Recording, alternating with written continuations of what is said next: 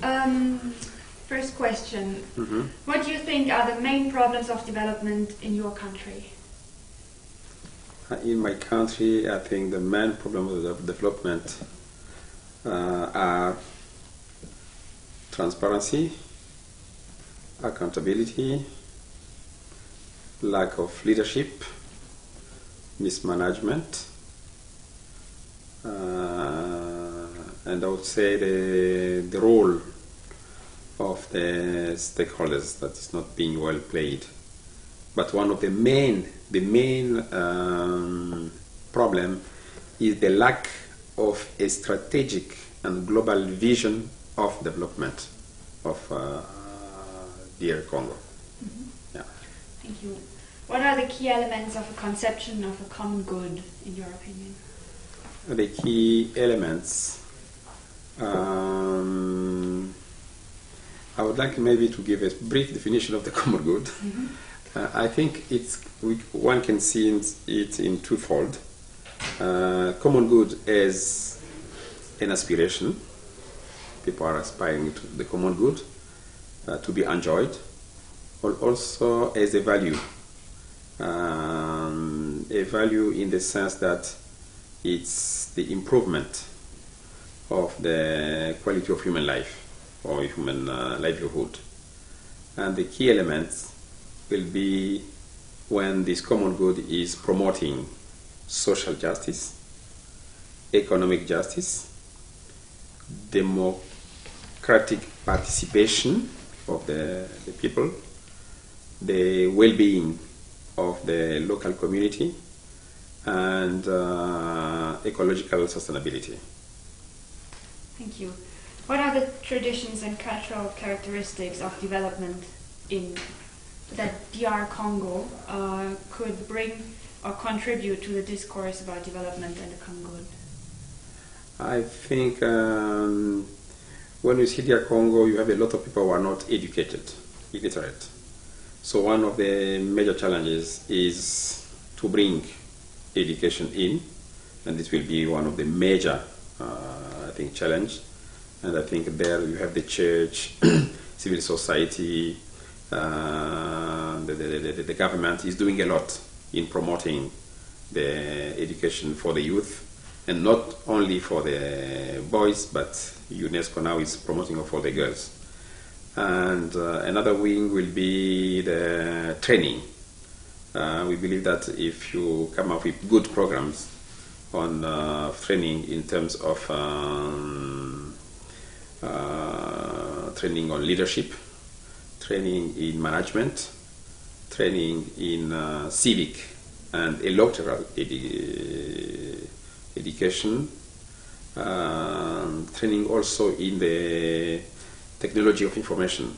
That means programming, maintenance, network, and multimedia. All these, I think, are very helpful for the for development in the country. But when you take the big one, I would say education, infrastructure, the roads. You will have a very good program on agriculture, because food security is a key one. And as I said in my paper, a good governance, a better governance of the mining sector. Yeah. Thank you. What do you think are the key elements of a fair and sustainable development concept that is global in scope? Global in scope, I would come back to the global economic justice.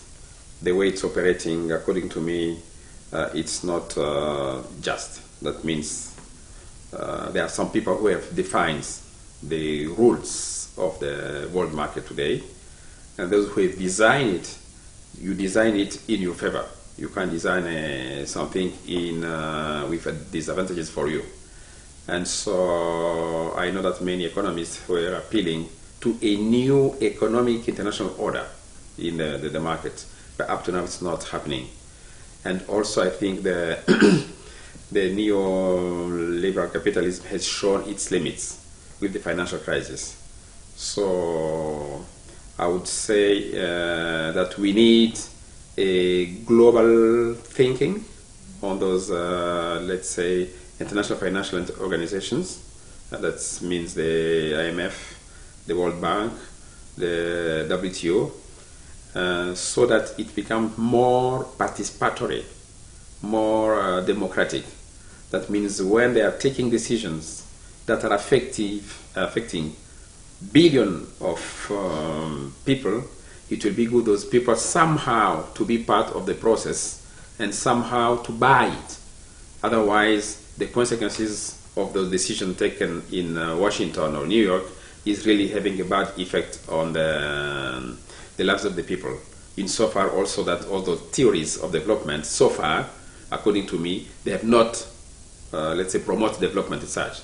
Otherwise, many countries and many people could, let's say, be better today, or it's not the case. Yeah. Thank you. One last question. Which are the most important political steps the world society should go through during the next decade? The most important steps. Once again, I think that through the studies that the papers we shared, as I was saying yesterday, one common feature seems to be education. It can take many wings. Citizenship education, basic education, social mobilization, but one step will be really education. Another one that I have seen coming through is the social movements, but it depends on the parts. And I've seen that here and there have been some social movement on the land grabbing, social movement to protect the indigenous, social movement in my country to protect the pygmies, and but somehow there is still more to be done on the social movement so that it becomes more global. That means to put people together and they share somehow, they have a common vision and they have the same agenda, and in different parts of the world they are, let's say, demanding that. This is why I think the World Social Forum, you will go there and you have many agendas and somehow they are scattered, and at the end you don't have a common political agenda that will weaken. It's weakening, I think, what is going on the ground. So those two will be, I think, important. I mentioned education, I mentioned the social movement, and the third one could be critical thinking on the global issues, because I still believe that there is there is something going on, but still we need new thinkers, new thought on those global issues. How are they affecting the people? And also if those thinkers can show us some avenues, some ways of solving those global issues, so that they can counteract I would say, the common way of thinking by the world market or the market-driven, let's say, ideology. Thank you very much. Okay, thanks.